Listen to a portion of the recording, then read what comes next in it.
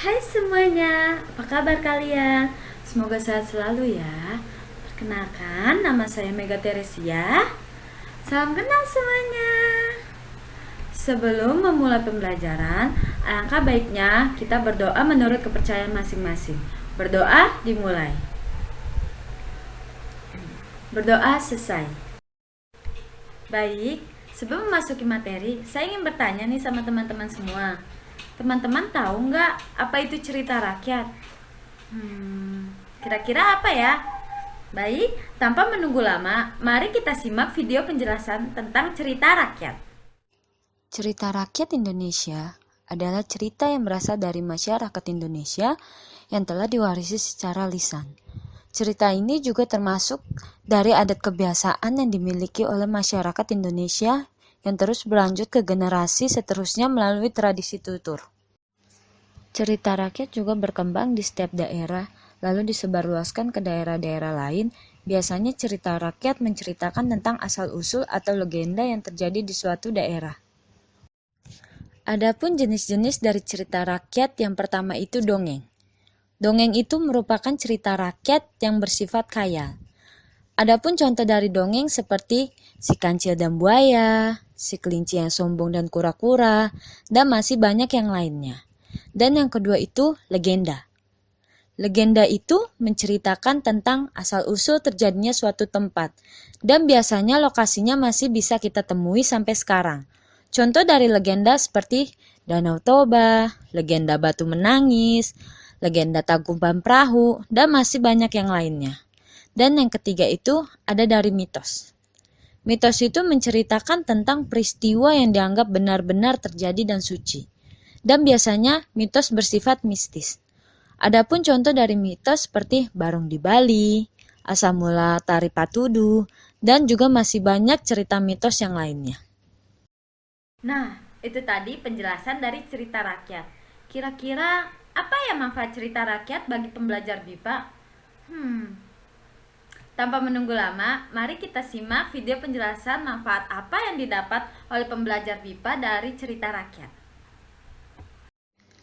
Seperti yang telah disebutkan pada bagian awal, cerita rakyat itu berisi tentang adat kebiasaan yang hidup dan juga berkembang di masyarakat di suatu daerah pada zamannya. Cerita mengenai adat kebiasaan dalam suatu masyarakat merupakan bagian yang sangat penting bagi pembelajar asing. Adapun aspek-aspek sosial budaya mempunyai peranan yang sangat penting dalam pengajaran bahasa Indonesia bagi penutur asing. Karena peranan tersebut dapat menghindarkan pembelajar bahasa dari kemungkinan terjadinya benturan budaya atau kultur shock ketika berkomunikasi dengan penutur asli atau masyarakat setempat. Dengan mengenal atau memahami berbagai aspek sosial budaya, pembelajar juga dapat mengetahui apakah unsur-unsur bahasa yang akan digunakan itu dapat menyinggung perasaan orang lain, atau bahkan mungkin bertentangan dengan norma-norma sosial budaya yang berlaku di masyarakat atau tidak. Nah, setelah kalian mengetahui apa itu pengertian dari cerita rakyat dan apa saja manfaat dari cerita rakyat bagi penutur asing, saya akan memberikan salah satu contoh cerita rakyat yang berasal dari Jawa Barat yang berjudul Lutung Kasarong.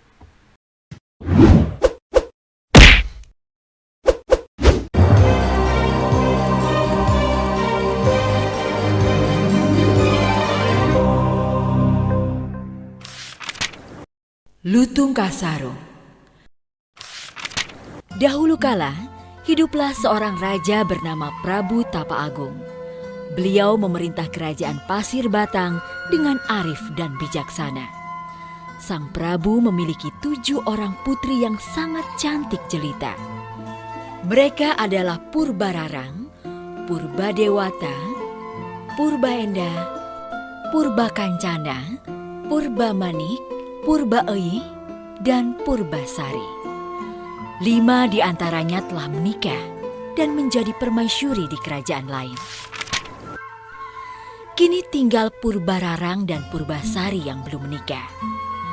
Tetapi Purbararang sudah memiliki tunangan yang sangat tampan dan gagah perkasa.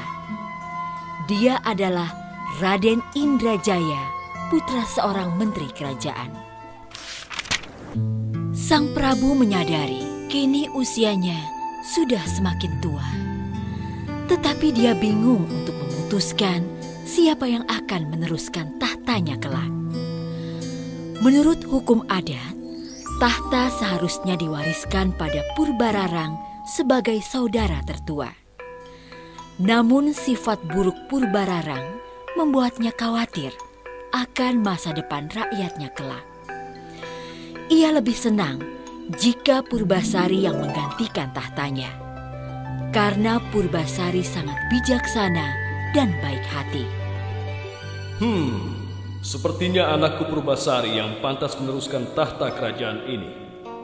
Dengan pertimbangan itu, Sang Prabu memilih Purbasari menjadi ratu. Purbararang tidak setuju dengan keputusan ayahnya, karena dia merasa bahwa dirinya lebih berhak atas tahta itu. Purbararang menceritakan hal tersebut pada Indrajaya, dan muncullah akal licik mereka untuk menyingkirkan Purbasari. Ini tidak bisa dibiarkan. Seharusnya aku yang berhak menjadi ratu. Tenang Purbararang, aku punya rencana untuk Purbasari. Mereka meminta bantuan dukun sakti untuk menyihir Purbasari. Dengan kesaktian sang dukun, tiba-tiba Purbasari terserang penyakit aneh. Seluruh tubuhnya dipenuhi bintik-bintik hitam. Aduh, ada apa dengan kulitku? Kenapa kulitku dipenuhi bintik-bintik hitam ini? Tak seorang tabib pun berhasil menyembuhkannya. Kesempatan ini tentu tidak disia-siakan oleh Purbararang. Ia segera menghasut ayahnya agar Purbasari diusir atau diasingkan. Ayah, Nanda rasa sebaiknya kita harus mengasingkan Purbasari ke suatu tempat. Dia terkena kutukan karena tidak mematuhi hukum adat. Benarkah apa yang kau katakan itu, Purbararang? Iya, Ayah.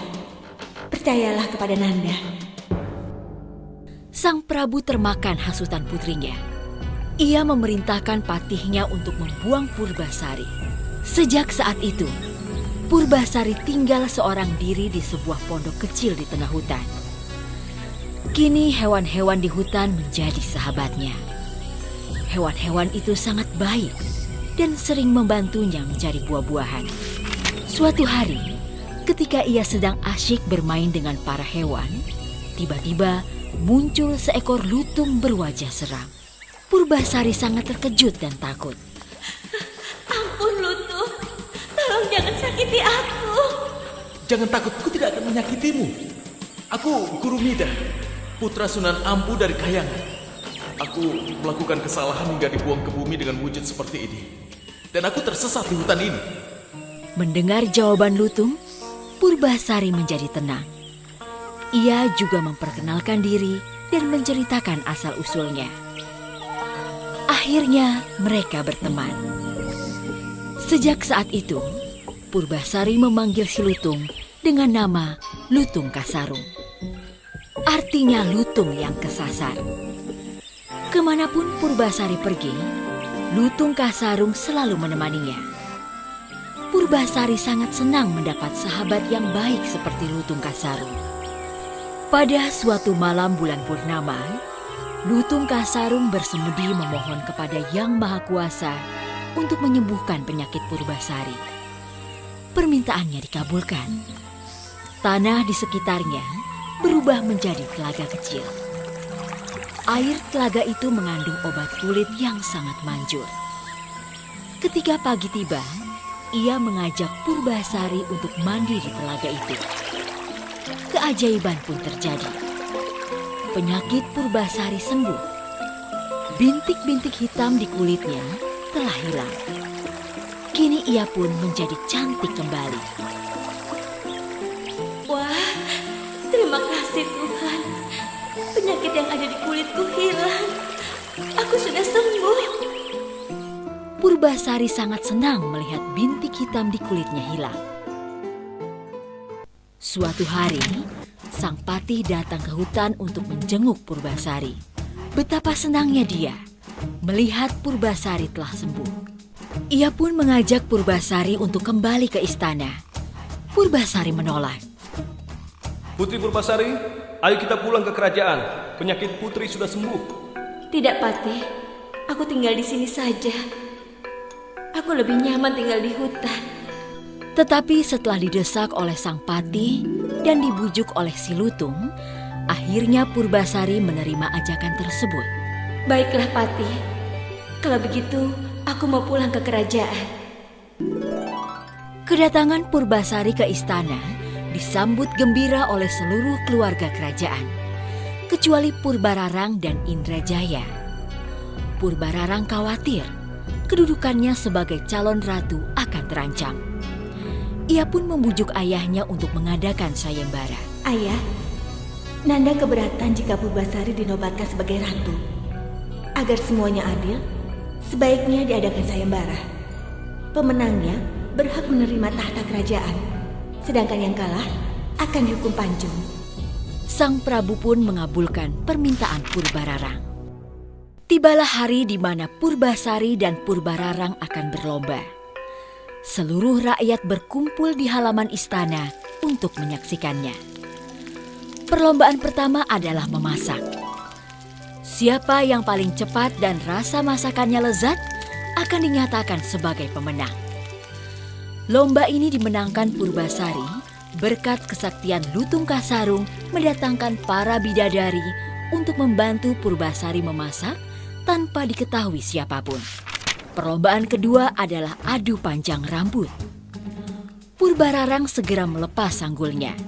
Rambutnya yang indah terurai hingga ke betis. Awas ya Purbasari. Untuk lomba kali ini, pasti aku yang menang. Purbasari merasa tidak percaya diri karena rambutnya hanya sebatas punggung. Dengan kesaktiannya, Lutung memanggil para bidadari untuk menyambung rambut Purbasari. Tanpa ragu, Purbasari melepaskan sanggulnya. Rambutnya yang halus pun terurai hingga ke tumitnya. Perlombaan ini pun dimenangkan Purbasari. Perlombaan ketiga adalah adu ketampanan calon suami. Dengan bangga, Purbararang menunjukkan Indrajaya calon suaminya. Wah, lihat.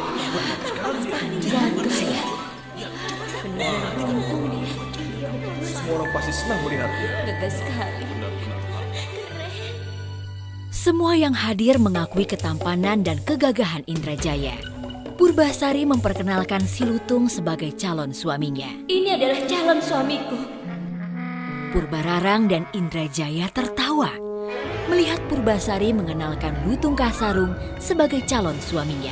Purbasari, adakah calon suami yang lebih jelek dari Lutung itu? Lutung Kasarung tersinggung dan marah. Dia memohon kepada Tuhan Yang Maha Kuasa agar wujudnya dikembalikan seperti semula. Ya Tuhan, kembalikanlah wujudku sebagai manusia. Dalam sekejap, Lutung Kasarung berubah menjadi Guru Mida yang ketampanan dan kegagahannya melebihi Indrajaya. Wah, ternyata dia lebih tampan.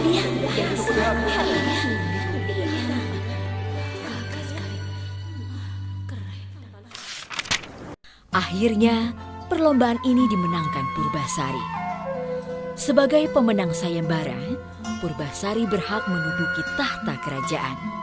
Sementara Purbararang dan Indrajaya harus dihukum pancung sesuai dengan perjanjian. Tetapi Purbasari justru memaafkan kesalahan kakaknya.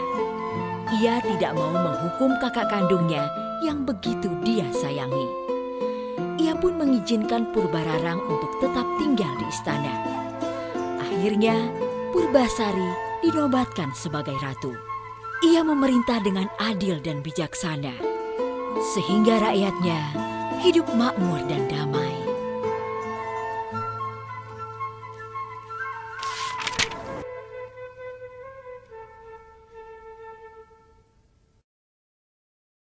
Setelah kalian menyaksikan video tentang Lutung Kasarung, kira-kira pesan moral apa ya yang terdapat dalam cerita tersebut?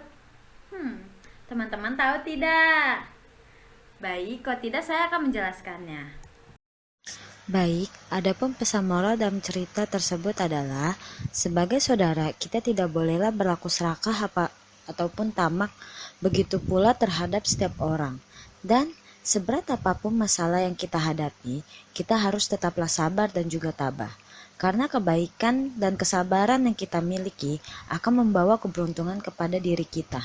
Dan juga kita sebagai manusia tidaklah boleh merendahkan orang lain. Karena itu adalah ciri dari orang sombong yang akan merugikan dirinya sendiri. Sebelum saya mengakhiri video pembelajaran hari ini, saya mau meminta teman-teman semua untuk mencari satu cerita rakyat yang ada di Indonesia dan teman-teman semua tentukan pesan moral apa yang terdapat dalam cerita tersebut. Sekian pembelajaran untuk hari ini. Apabila ada kesalahan kata atau pengertian dalam pembelajaran kali ini, saya mohon maaf dan saya juga mengucapkan terima kasih. Sekian dari saya, sampai jumpa.